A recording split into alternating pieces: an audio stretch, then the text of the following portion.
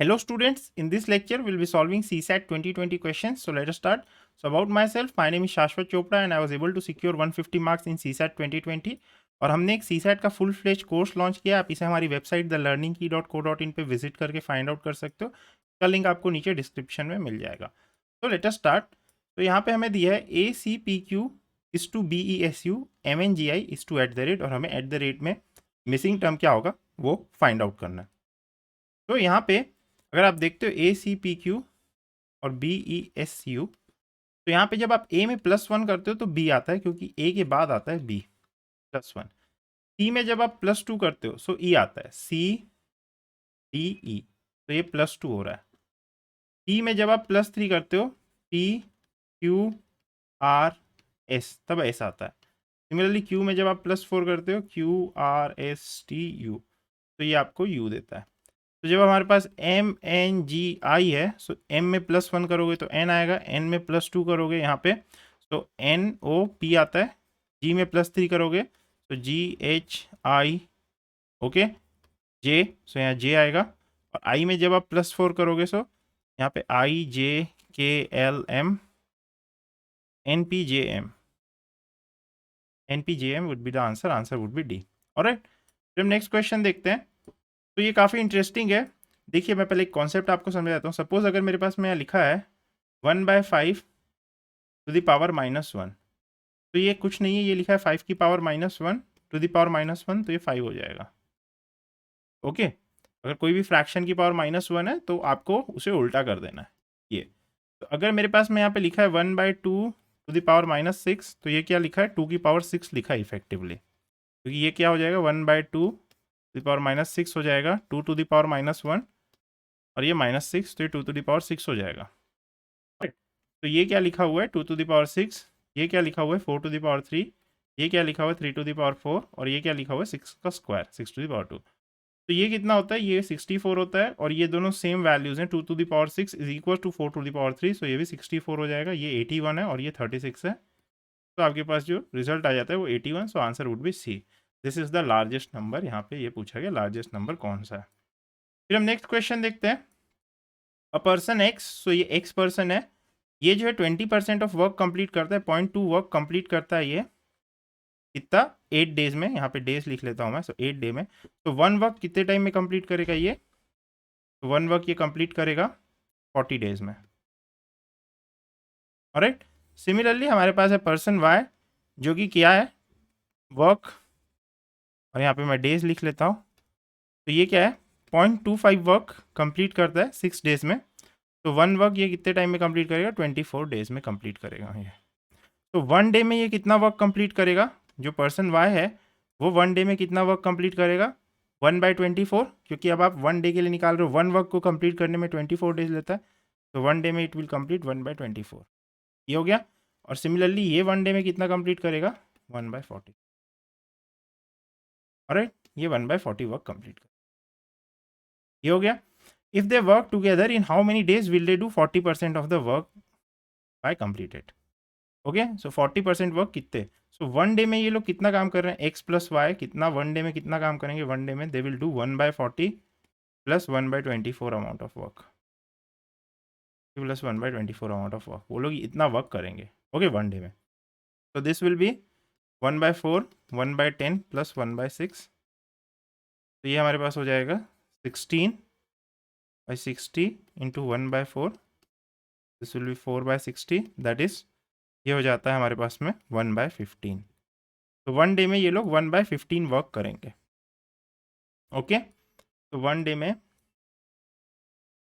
If both are working together, if x plus y are working together, so 1 day में they will do 1/15 work. 15 work. हमें यहाँ कितना percent of work पूछा गया, कितना percent of work उनको complete करना है ये पूछा गया, 40% ऑफ वर्क यहाँ पे पूछा गया है. ओके, तो 1 डे में ये 1/15 वर्क कर रहे हैं, तो 40% यानी कितना होता है, सो 1 वर्क के लिए कितना टाइम लगाएंगे 15 डेज लगाएंगे 1 वर्क के लिए. सो 40% यानी 0.4 वर्क के लिए ये कितना टाइम लगाएंगे 0.4 वर्क के लिए 15 into 0.4. Alright, so this comes out to be 6 days. तो 0.4 वर्क के लिए ये लोग 6 डेज का टाइम लगाएंगे. This will be our answer. Okay, so हम यहाँ पे देख लेते हैं एक बार ऑप्शंस क्या दिया है, 6, सो आंसर ए हो जाएगा। सिंपल है। तो हम नेक्स्ट क्वेश्चन देखते हैं, let us move ahead. I hope यहाँ तक आपको समझ आ रहा है, यूनिटरी मेथड यूज़ किया है। ये अगेन वेरी इंटरेस्टिंग क्वेश्चन है, इसमें हमें ना विजुअलाइजेशन करना है। तो सपोज दो पॉइंट्स हैं एक्स एंड वाई, इनके बीच में क्या है, car travels from place X to place Y at an average speed of V kilometre per hour. So ये एक्स से वाई जाता है, ठीक है, at an average speed of V kilometre per hour. Okay, और इस डिस्टेंस को हम क्या है थोड़े टाइम के लिए डी मान लेते हैं। जो एक्स और वाई के बीच का जो डिस्टेंस है, इसे हम थोड़ी देर के लिए डी मान लेते हैं। Let me consider it D for some time. तो ये वी से जाता है पहले बार, फिर ये रिटर्न करता है, ये रिटर्न 2v से करता है, फिर ये वापस से जाता है एक्स से वाई 3v स्पीड से, फिर ये रिटर्न करता है, ये 4v से रिटर्न करता है। Alright, so this is how it is going. Okay, v 2v 3v 4v, then the average speed of the car. तो हमें average speed of the car निकालना है। इसके लिए हम क्या कर लेंगे, total distance travel by total time taken, ये करेंगे। एवरेज स्पीड हम कैसे निकालते हैं, एवरेज स्पीड हम सिंपली निकालते हैं total distance by total time. तो ये आप एवरेज स्पीड निकालोगे। तो सी टोटल डिस्टेंस उसने कितना ट्रैवल किया, टोटल डिस्टेंस उसने कितना ट्रैवल किया, उसने किया है एक बार ऐसे गया, फिर वापस आया, फिर गया, फिर आया, यानी टोटल डिस्टेंस तो मेरे पास हो गया, टोटल डिस्टेंस जो हो गया ना वो मेरे पास हो गया है 4d। 4d तो टोटल डिस्टेंस। अब टोटल टाइम कैसे निकालोगे, तो टाइम के लिए आपको क्या इंडिविजुअली करना पड़ेगा। Time would be equals to T1 plus T2 plus T3 plus T4। T1 की वैल्यू क्या हो जाएगी, यहाँ पे T1 की वैल्यू है हमारे पास d बाई वी। T2 की वैल्यू क्या है, T2 की वैल्यू है d by 2v plus d by 3v plus d by 4v। ये हमारे पास टोटल टाइम आ जाएगा जब आप ऐसे करोगे तो। ओके, सो यहाँ से हमारे पास एवरेज स्पीड आ जाएगी 4d divided by d by V plus d by 2v plus d by 3v plus d by 4v, ये आ जाएगा हमारे पास में। ऑलराइट, सो आप इसे कैंसल आउट कर सकते हो यहाँ से। सो ये आ जाएगा 4 1 by V plus 1 by 2v plus 1 by 3v 1 by 4v। तो ये आ जाएगा हमारे पास में 4v by 1 plus 1 by 2 plus 1 by 3 plus 1 by 4, ये आ जाएगा।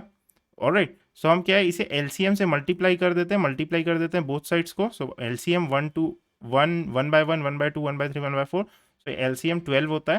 सो आप 12 से 12 इंटू 4 भी हो जाएगा यहाँ, और यहाँ हो जाएगा 12 plus 6 plus 4 plus 3, this will be 10 13, और ये हो जाएगा हमारे पास में 25, 48 v बाई 25।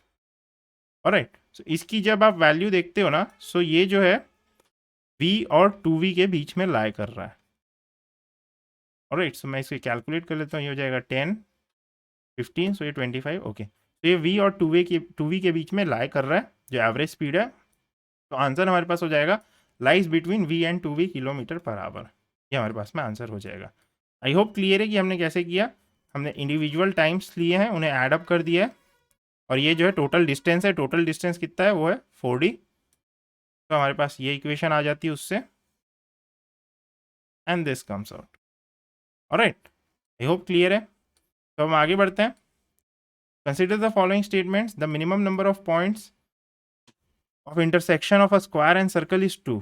तो ये गलत है, क्योंकि मिनिमम नंबर ऑफ पॉइंट 1 हो सकता है अगर ये सर्कल है और ये स्क्वायर इसे जस्ट टच कर रहा है, जस्ट टेंजेंट है इस केस में। तो मिनिमम नंबर ऑफ पॉइंट्स कितने हो गए, 1 हो गए, यहाँ पे जस्ट एक पॉइंट है, तो फर्स्ट वाला तो गलत हो गया। The maximum number of points of intersection of a square and circle is 8। Maximum intersection आप देख सकते हो तब पॉसिबल है जब वो कुछ ऐसा इंटरसेक्ट कर रहा है, ये सर्कल है। लेट मी रीड्रॉ इट, थोड़ा सा गलत बन गया। तो ये आपके पास में सपोज स्क्वायर है कुछ ऐसा, राइट, और ये आपका सर्कल है कुछ ऐसा। तो यहाँ पे 8 टाइम्स या ऐसा ये सर्कल आप पहले बना लो, और ये स्क्वायर, सॉरी इस रॉन्ग, ये आपका जो है सर्कल हो गया। राइट, और उसने पहले यहाँ से ऐसा काटा, फिर यहाँ से ऐसा काटा, फिर यहाँ से ऐसा काटा, फिर यहाँ से ऐसा काटा, ये 2 बार इंटरसेक्ट कर रहा है। सो 1 2 3 4 5 6 7 8। आई होप यहाँ पे आपको क्लियर ज़्यादा दिख रहा है। 1 2 3 4 5 6 7 8, तो ये 8 टाइम्स इंटरसेक्ट कर रहा है। So maximum number of intersection जो है वो 8 होगा। So answer would be 2 only. Okay, B. Maximum 8 है बट मिनिमम जो है वो क्या है 1 है, 2 नहीं है। फिर a man takes half a time rowing certain distance downstream than upstream, what is the ratio of speed in still water to the speed of current. तो स्पीड इन स्टिल वाटर पूछा है, to the speed of current पूछा गया हमें। तो हमें क्या दिया है कि मैन जो है सपोज डिस्टेंस डी ट्रैवल करता है और वेलोसिटी ऑफ बोट क्या है, मैं v1 मान लेता हूँ। वी बोट को हमने v1 माना है और वी स्ट्रीम को v2 मानते हैं हम। So d plus v1 by v2, d divided by v1 plus v2, ठीक है, takes half the time in rowing certain distance downstream then upstream. इसमें जो टाइम लग रहा है, दिस टाइम, इसमें इसको जितना टाइम लग रहा है, this time that he is taking is equals to half the amount of time, half d by v1 minus v2, half the amount of time v1 minus v2। What is the ratio of speed in still water to the speed of current, ठीक है, ratio of speed in still water, यानी हमें v1 by v2 का ratio निकालना है यहाँ पे basically. Okay, सो यहाँ से आप d को एलिमिनेट कर लोगे तो आपके पास में यहाँ पे आ जाता है जो इक्वेशन आती है 2v1 minus 2v2 would be equals to v1 plus v2, ये आ गया। तो यहाँ पे आ जाता है v1 would be equals to 3v2। तो v1 बाई v2 का जो रेशियो है, तो यहाँ पे हमें क्या पूछा गया है, ratio of speed in still water to the ratio of to the speed of current पूछा है। सो v1 बाई v2 की वैल्यू पूछी। सो v1 बाई v2 जो है वो 3:1 है। ओके, वो 3:1 है। तो v1 बाई v2 इज 3/1। तो ये 3:1 है हमारे पास में। ऑलराइट, आई होप ये क्लियर है। v1:v2 पूछा गया तो ये आंसर हो जाएगा। फिर how many pairs of natural numbers are there that the difference of whose square is 63। So pairs of natural, so हमें बोला गया X square minus Y square जो 63 है, ये दिया हुआ है।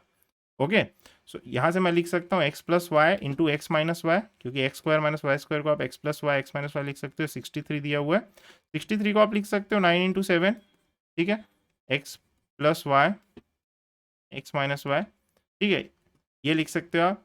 या तो 63 को आप लिख सकते हो 21 into 3 X plus Y X minus Y, ठीक है। सो अब हमें ये फाइंड आउट करना है कि how many pairs of natural numbers are there such that the difference of whose square is 63। एक केस ये हो सकता है कि x प्लस वाई, और क्योंकि ये नेचुरल नंबर्स हैं और तो नेचुरल नंबर्स हैं और x square minus Y square अगर ग्रेटर देन 63 है, x square minus Y square equal to 63 है। ओके, ये नेचुरल नंबर्स है। Just give me a second, मैं रब कर लेता हूँ थोड़ा सा, फिर वापस लिख लेता हूँ तो और क्लियर हो जाएगा। अगर ये एक्स स्क्वायर ये दिया हुआ है, ओके, यहाँ दिया हुआ है x square minus Y square, ये 63 दिया हुआ है और ये नेचुरल नंबर्स है। तो नेचुरल नंबर्स वो नंबर्स होते हैं जो ग्रेटर देन 0 होते हैं, ये होता है हमारे पास नेचुरल नंबर्स। तो मैं एन से, एन एन वो नंबर्स होते हैं नेचुरल नंबर्स, दो आर ग्रेटर देन 0। अगर x square minus Y square is equal to 63 दिया और दोनों नेचुरल नंबर, इसका मतलब क्या, हमने x greater than y assume किया है, हम ये अज्यूम करके चल रहे हैं। तो अगर एक्स प्लस वाई का, अगर ये एक्स ग्रेटर देन वाई है और एक्स और वाई ग्रेटर देन 0 है, x plus y would be greater than x minus y, ये आपको ध्यान में रखना रहेगा। तो इस केस में एक्स प्लस वाई की जो वैल्यू आ जा रही है वो 9 आ जा रही है और एक्स माइनस वाई की जो वैल्यू आ जा रही है वो 7 आ जा रही है। तो जब आप इसे सॉल्व करोगे यहाँ पे, तो 9 plus 7 is 16, so 2x is 16, so x is equal to 8 किया जाता है और y कितना आ जाता है, ये 1 आ जाता है, ये फर्स्ट केस में। Alright, x is 8 and y is 1, ये एक पॉसिबिलिटी हो गई हमारे पास में, ठीक है। उसके बाद एक पॉसिबिलिटी जो पॉसिबल है वो है x plus y is 21 and x minus y is 3, ये पॉसिबिलिटी है। यहाँ से आ जाएगा 2x जो है वो 64 आ जाएगा, सो x आ जाएगा 32, ठीक है, x 32 आ जाएगा।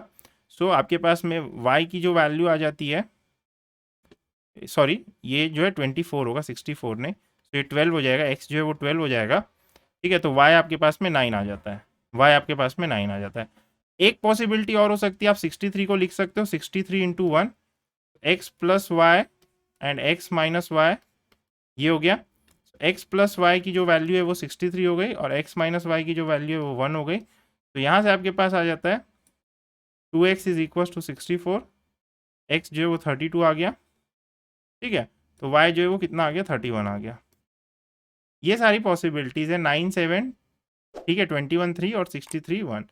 तो हाउ मेनी पेयर्स, तो कितने पेयर्स पॉसिबल हैं, सो आंसर जो है वो 3 हो जाएगा, आंसर वुड बी 3। ऑलराइट, तो आपको ये ध्यान रखना है कि x प्लस वाई जो है वो x माइनस वाई से बड़ा होगा, क्योंकि x और y जो है वो नेचुरल नंबर्स दिए हुए हैं। तो answer would B 3 pairs possible है। ओके, तो आई होप ये क्लियर है। फिर हम नेक्स्ट देखते हैं, which one of the following will have minimum change in its value 5 is added to both numerator and denominator of the fractions.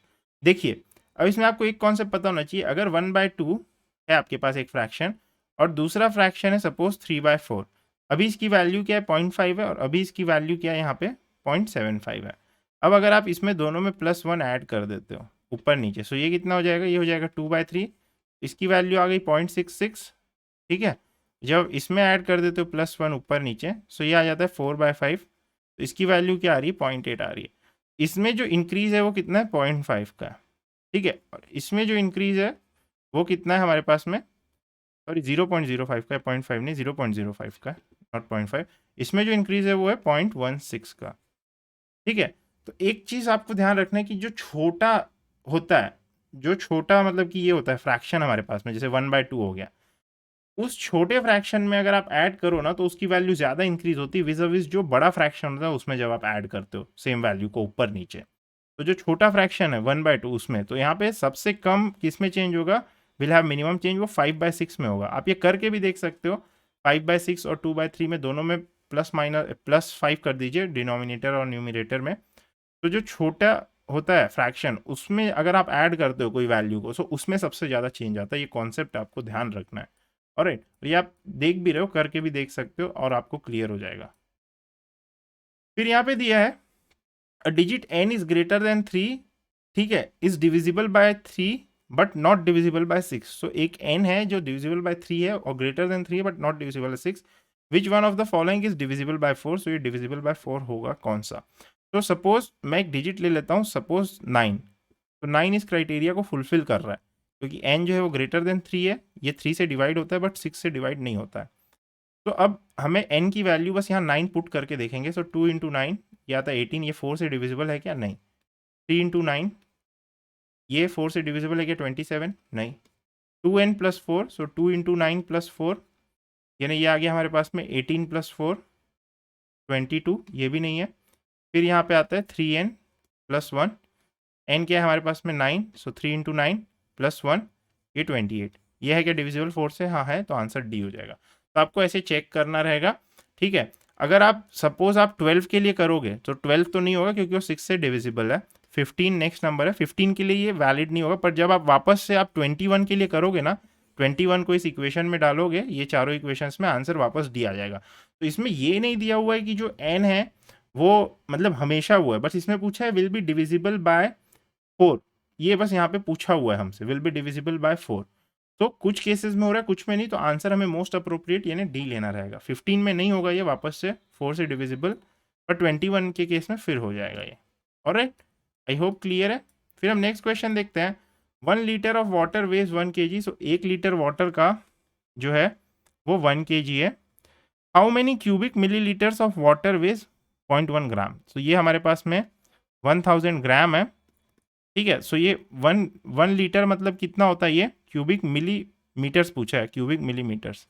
तो 1 litre यानी कि क्या होता है 10 का पावर -3 मीटर क्यूब होता है मेरे पास में, ये 1000 ग्राम वे करता है। ऑलराइट, सो मैं अब 0.1 ग्राम कितना वे करेगा, सो 0.1 ग्राम के लिए मेरे पास में यहाँ पे हो जाएगा 10 का power -3 divided by 1000 into 0.1 metre cube, ये हो जाएगा।